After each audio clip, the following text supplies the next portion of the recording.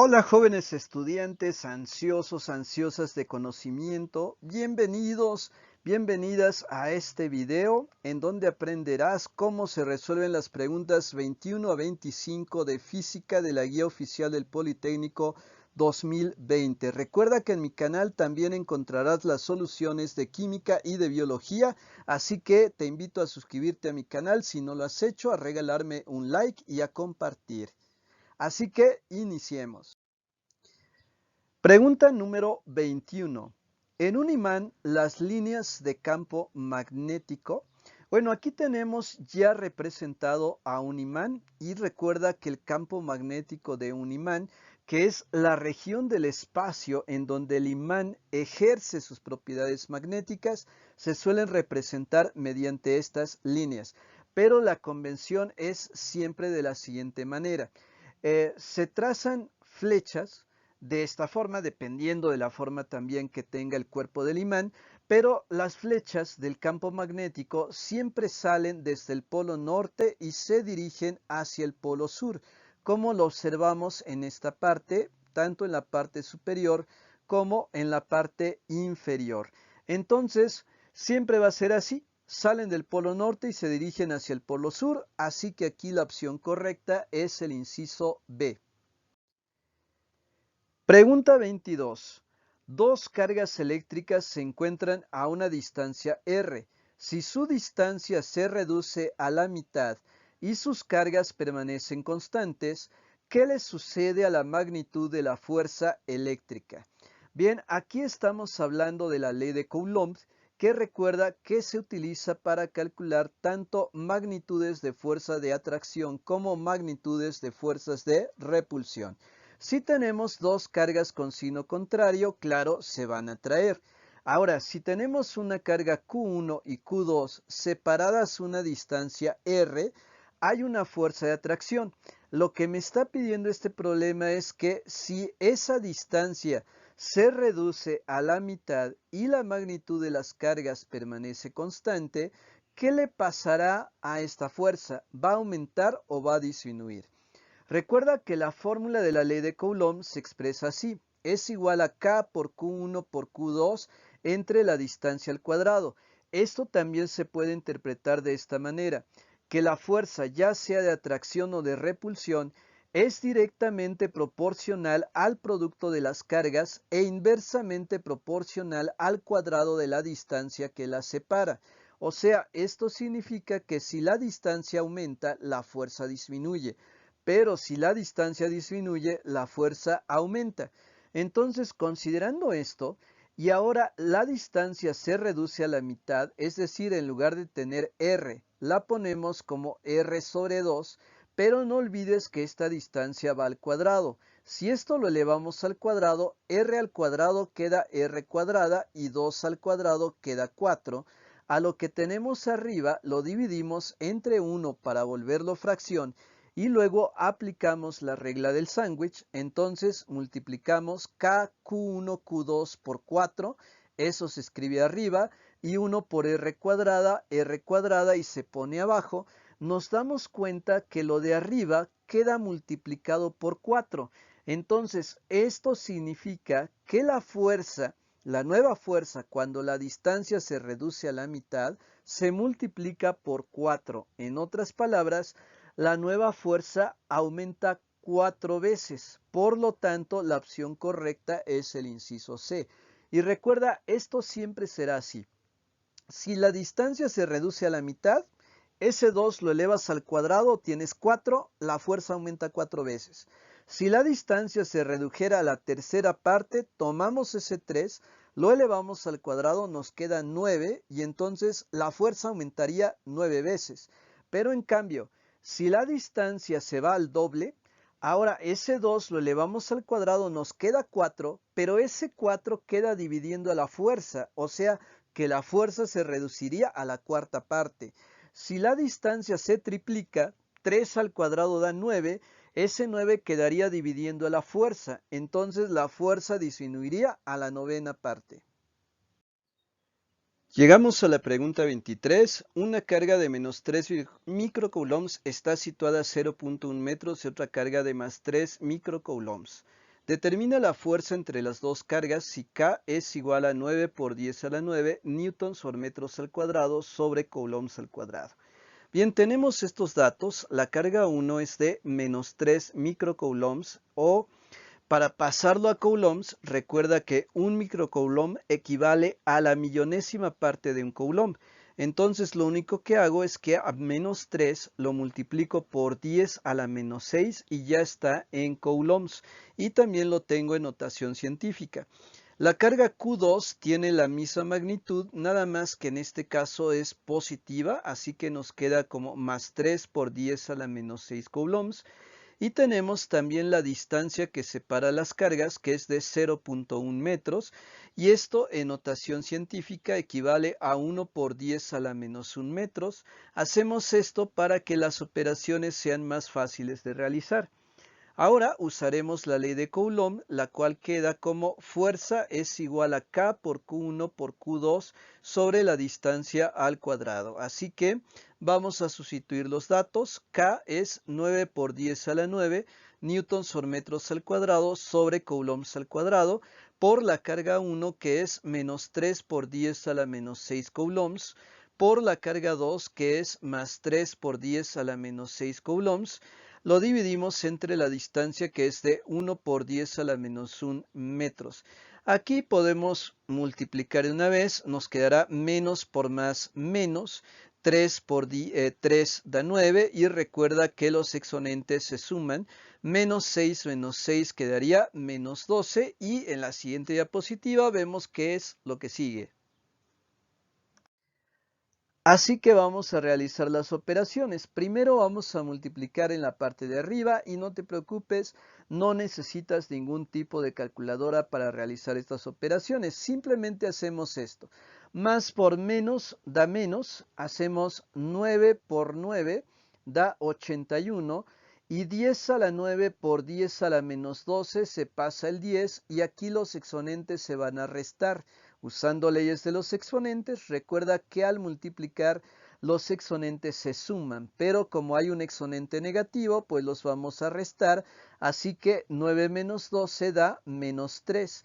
Coulombs al cuadrado arriba y coulombs al cuadrado abajo se eliminan, nos quedan newtons por metros al cuadrado, y si lo de abajo lo elevamos al cuadrado, 1 al cuadrado queda 1, y 10 a la menos 1 al cuadrado, los exponentes se multiplican, queda 10 a la menos 2 y ahora ya podemos hacer la división. Entonces, menos entre más da menos, 81 entre 1, da 81, 10 a la menos 3 entre 10 a la menos 2, al dividir los exponentes se restan, haríamos esto, menos 3 menos menos 2, o sea queda menos 3 más 2, y menos 3 más 2 queda menos 1. Entonces queda menos 81 por 10 a la menos 1 newtons. Y este exponente menos 1 nos indica que el punto decimal se recorre un lugar hacia la izquierda. Queda como menos 8.1 newtons. Y cuando la magnitud de la fuerza es negativa, esto nos indica que es una fuerza de atracción. Por lo tanto, la opción correcta es el inciso A. 8.1 newtons y se trata de una fuerza de atracción. Ahora estamos con la pregunta número 24 que nos dice en la ley de Biot-Savart se relaciona el campo magnético con, hay un espacio, en un conductor de longitud infinitesimal. Esto también ya lo habíamos visto en un video anterior y vamos a recordar el experimento de Oersted. Recuerda que cuando tenemos un alambre conductor recto y a través de él pasa una corriente eléctrica, alrededor de este cable se induce un campo eléctrico como el que observamos aquí, donde las líneas de campo eléctrico son perpendiculares a la dirección de la corriente. Entonces, si la dirección de la corriente cambia, también cambia la dirección de las líneas del campo magnético. Y la ley de Biot-Savart, que nos permite calcular la intensidad del campo magnético que se produce en función de la distancia hacia el conductor recto, pues es mu entre 2pi por i sobre r.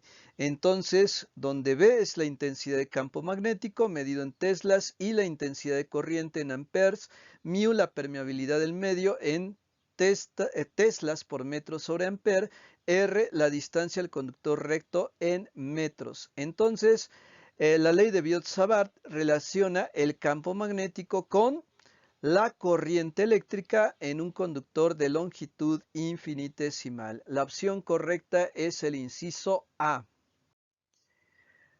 Ahora vamos con la pregunta número 25, que dice: existe un solenoide con inductancia L con sección transversal de área A minúscula, longitud X mayúscula, número de vueltas N mayúscula y su núcleo tiene una permeabilidad magnética μ.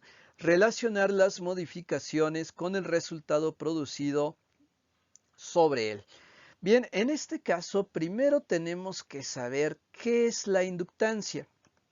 Podemos decir que la inductancia es el fenómeno por el cual se produce una fuerza electromotriz o voltaje inducido debido al paso de una corriente eléctrica de tipo alterno a través de un circuito y donde la inductancia se produce en ese circuito, o también la inductancia se puede producir en un circuito, pero utilizando un circuito distinto que se ubica cercano al primero. Esto sería precisamente la producción por inducción. Ahora, y esto es muy común actualmente porque recuerda que es la forma en cómo se cargan los celulares por inducción. Este sistema de carga inalámbrica utiliza este concepto. Ahora, aquí en la segunda columna donde dice resultado también se menciona a la impedancia. Pero, ¿qué es la impedancia? Podemos decir que la impedancia es equivalente al valor de la resistencia eléctrica, es decir, la resistencia al paso de una corriente eléctrica, pero en este caso una corriente eléctrica alterna a través de un circuito eléctrico. Entonces, la impedancia es análoga a la resistencia eléctrica para un circuito de corriente continua. Ahora, la impedancia, a diferencia de la resistencia eléctrica, también presenta magnitud y fase. ¿Qué es eso de la fase? Recuerda que la corriente eléctrica alterna se representa como una onda senoidal. ¿Recuerdas la gráfica de la función seno? Pues es la forma en cómo se representaría la corriente eléctrica alterna. Entonces tiene una fase, un desplazamiento. Entonces, la inductancia la vamos a representar con L mayúscula, se mide en henrios y un henrio equivale a un Weber sobre amper. La impedancia la vamos a representar con la Z mayúscula y se mide en ohms, representada con la letra griega omega mayúscula. Entonces, vamos a ver cómo se relaciona la inductancia y la impedancia. Ahora, la expresión que permite calcular la inductancia en un solenoide es la siguiente. L es igual a n cuadrada por μ por A entre X. Bueno, un solenoide es simplemente un alambre conductor como un alambre de cobre que va enrollado como lo observamos aquí. Entonces, con respecto a este dibujo, X, que representa la longitud medida en metros, pues es la longitud que tenemos de aquí para acá. Ahora, A minúscula representa el área transversal que estaría representada por este círculo en color gris. Y N, que es el número de vueltas, se refiere a cuántas vueltas da este alambre conductor que forma al solenoide. Y recuerda que μ es la permeabilidad magnética que se suele medir en Weber sobre amper por metro. Y bueno, el área de sección transversal siempre va en metros cuadrados. Ahora, también tenemos otra fórmula que permite relacionar el voltaje con la inductancia. Y esa fórmula es la siguiente. El voltaje es igual a la inductancia multiplicada por la variación de la corriente con respecto del tiempo. Eso significa la derivada de I con respecto de T, que sería la variación de la corriente con respecto del tiempo. Recuerda que la corriente alterna tiene variaciones a lo largo del tiempo a razón de, en México, de 60 ciclos por segundo. Ahora, también necesitamos recordar a la llamada ley de Ohm, pero en este caso aplicada a circuitos de corriente alterna. Recuerda que la corriente I se puede calcular dividiendo el voltaje en un circuito de corriente continua sería entre la resistencia, pero en este caso sería entre la impedancia. Ahora, si de esta fórmula despejamos el voltaje, la impedancia que está dividiendo pasaría multiplicando. Entonces el voltaje sería igual a la corriente multiplicada por la impedancia. Entonces, ahora vamos a relacionar las dos fórmulas. Recuerda que si voltaje es igual a inductancia por variación de la corriente, entonces la inductancia, que es esta fórmula, puedes sustituirla aquí y quedaría n cuadrada por mu por a entre x por la variación de la corriente con respecto del tiempo.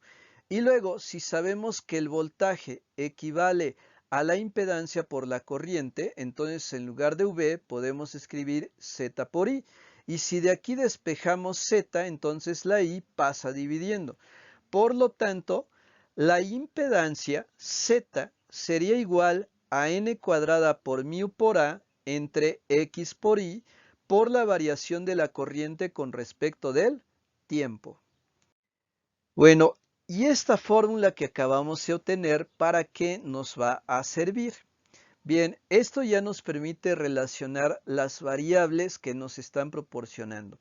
Por ejemplo, en el punto número 1, me dicen, si se incrementa al doble el número de espiras, ¿qué le pasaría a la impedancia? Bueno, el número de espiras lo tenemos aquí, esto es n. Si la aumentamos al doble, es decir, agregamos un 2 aquí, habría que elevar 2 al cuadrado 4. Ese 4 queda arriba. Recuerda que lo que va arriba es directamente proporcional a la impedancia. O sea, eso significa que ese 4 me indica que la impedancia aumentaría al cuádruple. Entonces, si el número de espiras se duplica, la impedancia se va al cuádruple. Entonces, 1 va con C. Luego, en el punto número 2, me dicen que se incrementa al triple la permeabilidad magnética. La permeabilidad magnética la tenemos aquí arriba, no está elevada al cuadrado, entonces simplemente le agregaríamos un 3 a la permeabilidad. Pero ese 3 también nos indica que la impedancia aumentaría al triple. Entonces 2 va con B. Si la permeabilidad se va al triple, la impedancia también. Ahora, en el punto número 3 dice que se disminuye a la mitad la longitud. La longitud es X y la tenemos abajo. X es inversamente proporcional a Z. Entonces, esto significa que si la longitud se reduce a la mitad, va a tener el efecto contrario sobre la impedancia. O sea, la impedancia va a aumentar al doble. Entonces, esto significa que 3 va con A. Y por último, si se disminuye a la mitad el área de sección transversal, entonces eso significa que A minúscula que va arriba, si se reduce a la mitad, como son directamente proporcionales, entonces la impedancia también se reduce a la mitad. Así que 4 va con D. Por lo tanto, el inciso correcto es el A. Pues bien, hemos llegado al final de esta sección de preguntas. Espero que te hayan servido mucho. Síguele echando muchas ganas. Recuerda que estás preparándote para ingresar al nivel superior y hacer realidad tus sueños. No olvides suscribirte a mi canal si no lo has hecho. Regálame un like, comparte y espero verte en el próximo video. Así que hasta pronto, mis estimados estudiantes.